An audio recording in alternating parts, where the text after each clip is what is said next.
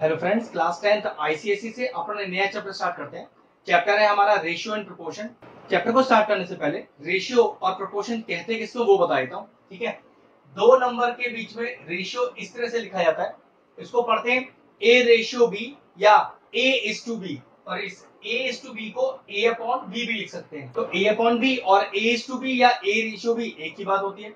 लेकिन अगर आप दो रेशियो एक साथ लिखो तो ए इज टू बी, इसको पढ़ते हैं is as C is to D. तो अब ये बन गया प्रोपोर्शन जिसमें दो रेशियोज एक साथ कंबाइन होंगे। ऐसे भी लिख सकते हैं A upon B is equal to C upon D.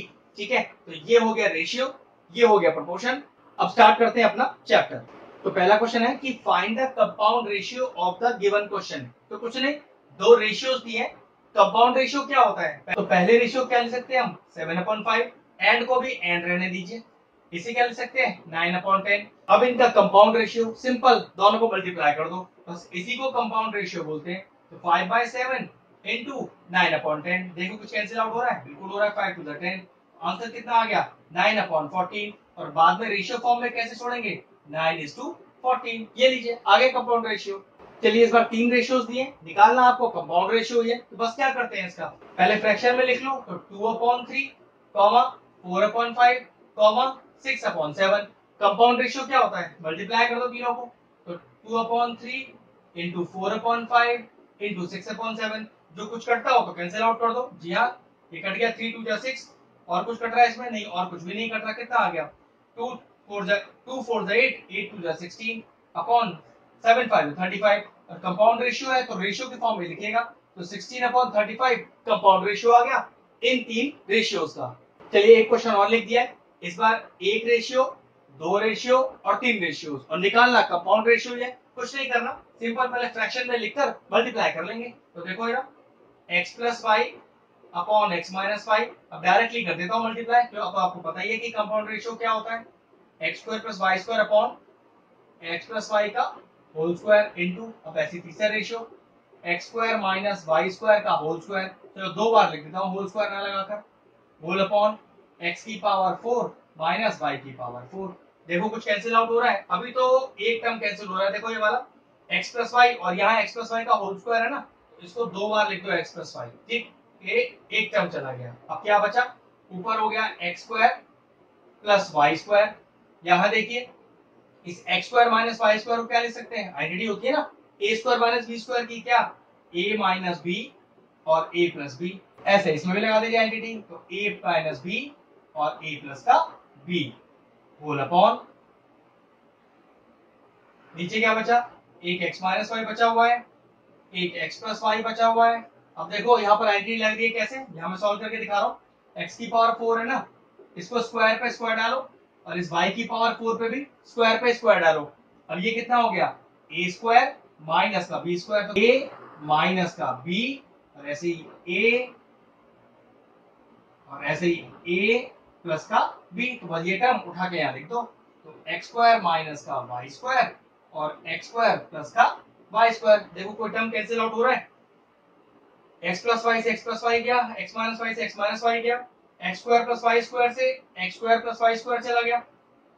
देखो x plus Y x minus Y है ना, ये x² माइनस वाई स्क्वायर ही तो लिखा हुआ था। इसको वापस हमने ओपन किया तो ओपन करने की जरूरत ही नहीं थी, एग्जैक्टली नीचे लिखा हुआ है। सारे टर्म कट गए डिवीजन, तो क्या बच गया, ये बच गया 1 और अपॉन 1। हम तो कंपाउंड रेशियो निकाल रहे हैं ना, तो रेशियो फॉर्म में आंसर छोड़ेंगे। What is the final answer, final answer is 1:1। चलिए देखिए नेक्स्ट टॉपिक क्या है, हमें बताना है डुप्लीकेट रेशियो 3/7 का, ट्रिप्लीकेट रेशियो 2/5 का, सब डुप्लीकेट रेशियो 36:25 का, सब ट्रिप्लीकेट रेशियो 216:125 का, और रेसिप्रोकल रेशियो 9:11 का। बहुत आसान है, बस एक चीज, बस आपको इनका कंसेप्ट ध्यान रखना है। ठीक है, डुप्लीकेट रेशियो का मतलब होता है जिन रेशियोज का आपको डुप्लीकेट रेशियो निकालना है उनको स्क्वायर कर दो। तो देखो कितना आएगा इनका आंसर, क्या आएगा 9:49, मतलब 3 का स्क्वायर 9, 7 का स्क्वायर 49। तो 3/7 का डुप्लीकेट रेशियो हो गया 9/49। फिनिश, खत्म क्वेश्चन।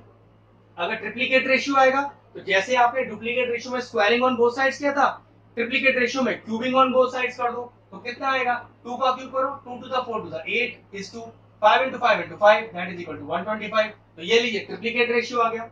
लेकिन अगर डुप्लीकेट की जगह वर्ड हो सब डुप्लीकेट, तो डुप्लीकेट में आपने क्या किया था, स्क्वायर, सब डुप्लीकेट में क्या कर दो, अंडर रूट। तो देखो अंडर रूट ऑफ 36, तो देखो under root of 36 is to under root of 25। तो 36 किसका अंडर रूट होता है, 6 का, और 25 किसका होता है, 5 का। तो आंसर हो गया 6:5। जैसे ट्रिप्लीकेट रेशियो में आपने क्यूबिंग ऑन बोथ साइड्स किया था, सब ट्रिप्लीकेट में क्या करोगे, क्यूब रूटिंग कर दोगे। तो 216 का क्यूब रूट, मतलब ऐसे लिख लीजिए पहले इसको, अगर लिखना चाहो तो, is to cube root of 125। अब 216 का क्यूब रूट क्या होता है, 6 होता है, मतलब 6 इंटू 6 इंटू 6 चेक कर लो, 216 ही होता होगा। तो 216 क्यूब रूट हो गया 6, और 125 किसका क्यूब रूट होता है, 5 का। तो आंसर आ गया 6:5। रेसिप्रोकल रेशियो तो नाम में ही है, इट जस्ट रिवर्स करना है। तो फ्रैक्शन कितना है आपका, 9/11। तो इसका रेसिप्रोकल रेशियो क्या आ गया, 11:9। आंसर रेशियो में ही छोड़ना है, आंसर आपको रेशियो फॉर्म में छोड़ रहा है। तो आंसर तो 11/9 है ना, रेशियो फॉर्म में क्या लिखोगे, रेशियो फॉर्म में क्या लिखोगे, आंसर आएगा 11:9। ये लीजिए, हो गए सारे रेशियोज पूरे। चलिए नया क्वेश्चन बोर्ड पे लिख दिया। क्वेश्चन कह रहा है कि अरेंज इन असेंडिंग ऑर्डर। तो कुछ रेशियोज दिए, तो इन रेशियोज को पहले फ्रैक्शन में लिखिए, तभी इन्हें असेंडिंग ऑर्डर में लिख पाएंगे। तो 2/3, 8/15, 11/12 और 7/16। सबसे पहले ध्यान रखो, असेंडिंग ऑर्डर में लिखना हो या डिसेंडिंग ऑर्डर में लिखना हो, फर्क नहीं पड़ता, हमेशा जो डिनोमिनेटर है वो पहले सेम होने चाहिए।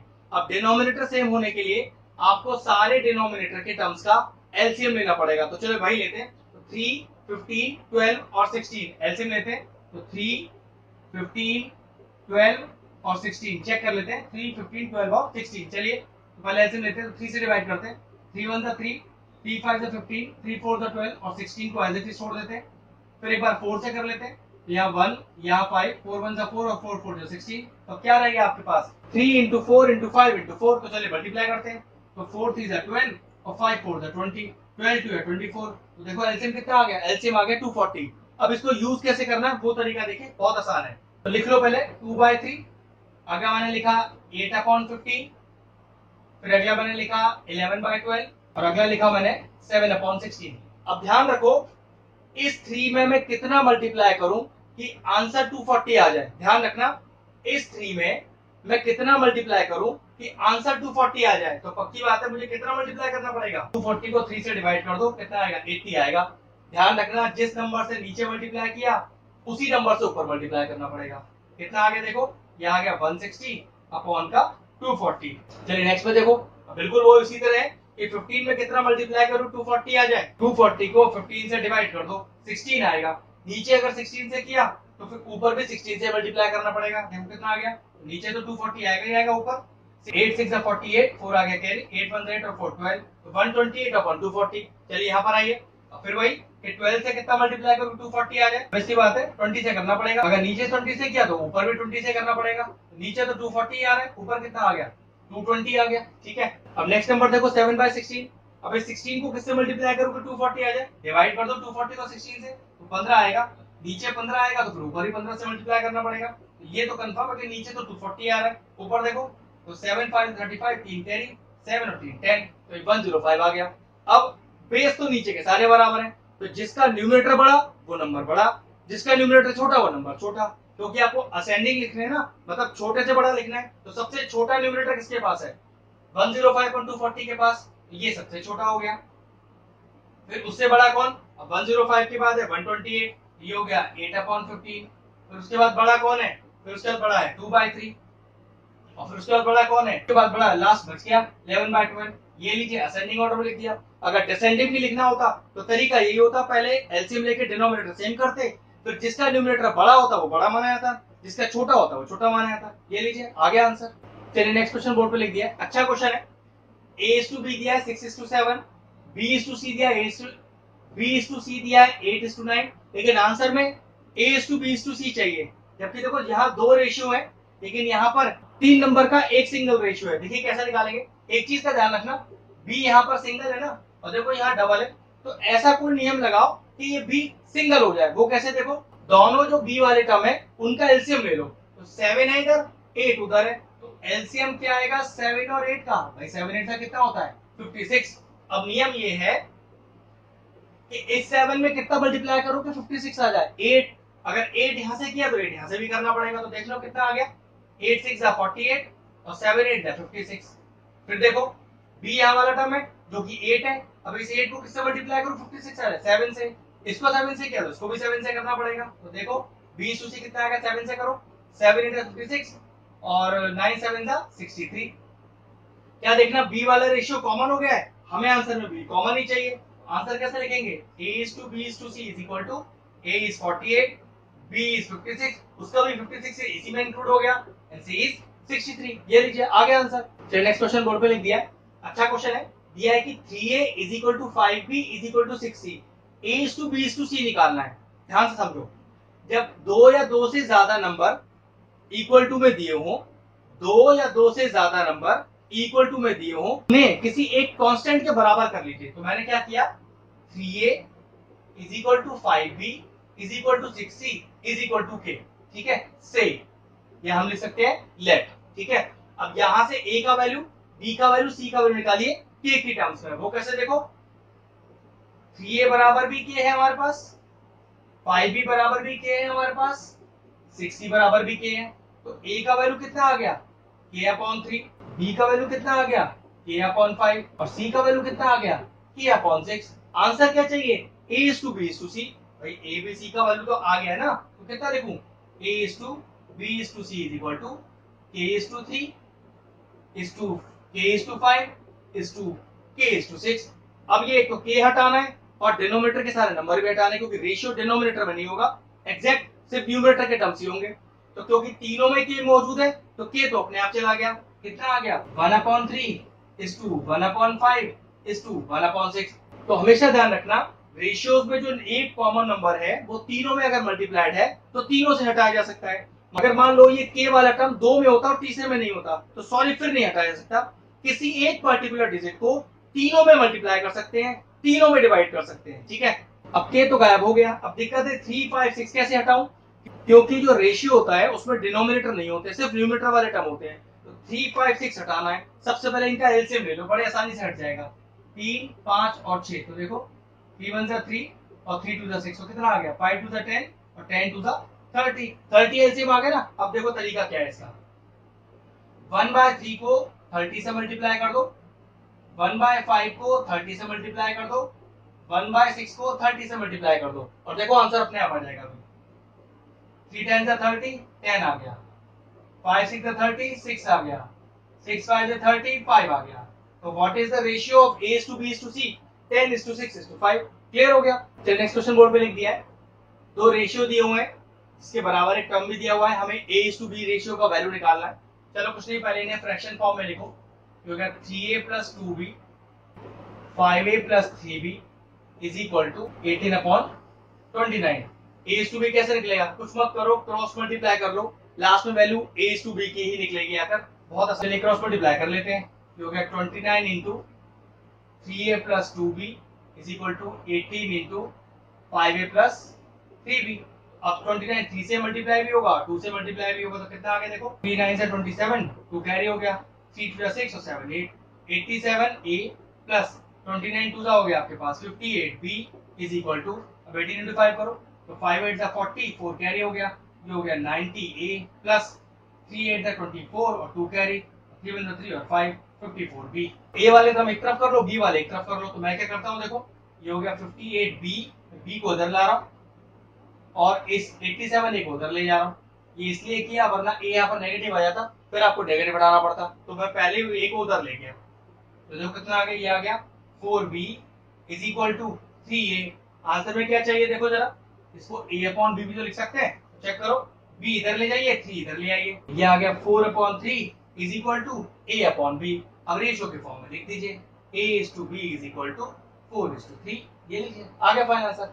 नेक्स्ट क्वेश्चन बोर्ड पे लिख दिया है, देखो इस बार क्या है, इस बार A/B का रेशियो दिया है और एक एक्सप्रेशन का वैल्यू निकालना है। तो देखो बहुत आसान तरीका है, तो सबसे पहले क्या लिखें, इसको लिखें A/B = 5/3।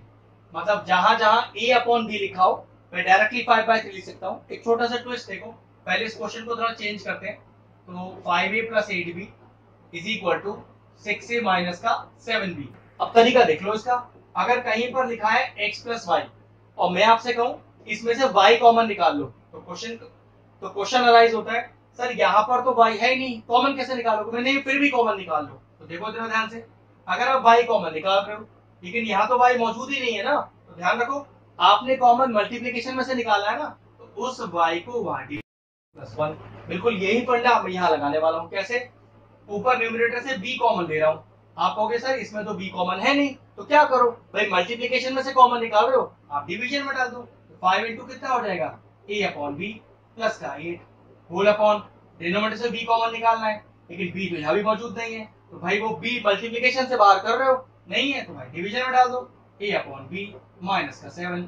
फायदा इससे ये हुआ, एक तो b से b चला गया, और a अपॉन b का देखो डायरेक्टली वैल्यू जो दिया हुआ है वो मैं इंसर्ट भी कर दूंगा। b से b हटाया पहले, और क्या बचा 5 इंटू a अपॉन b जो कि है 5/3 प्लस का 8 upon 6 into a upon b फिर वही 5/3 और माइनस का 7। अब मल्टीप्लाई कर लो, कितना आ गया 25/3 प्लस का 8 होल अपॉन 30 अपॉन 3 और माइनस का 7। ये कैंसिल आउट भी हो रहा है 10 टाइम, तो कितना आ गया, ऊपर एलसीएम लेना पड़ेगा, चलो एलसीएम ले लो पहले। ये हो गया 25 plus 24 upon 3 whole upon 10 minus 7 is 3। ये ऊपर आ गया आपके पास 49 अपॉन 3 डिवाइडेड बाय 3, ये वाला 3 डिवाइड में, तो कितना आएगा 49 अपॉन 3 इनटू का 1/3। तो फाइनल आंसर क्या आ गया 49 अपॉन 9। आंसर तो रेशियो में ही चाहिए, तो हम किस चीज का आंसर निकाल रहे हैं, हम निकाल रहे हैं 5a plus 8b is to 6a minus 7b।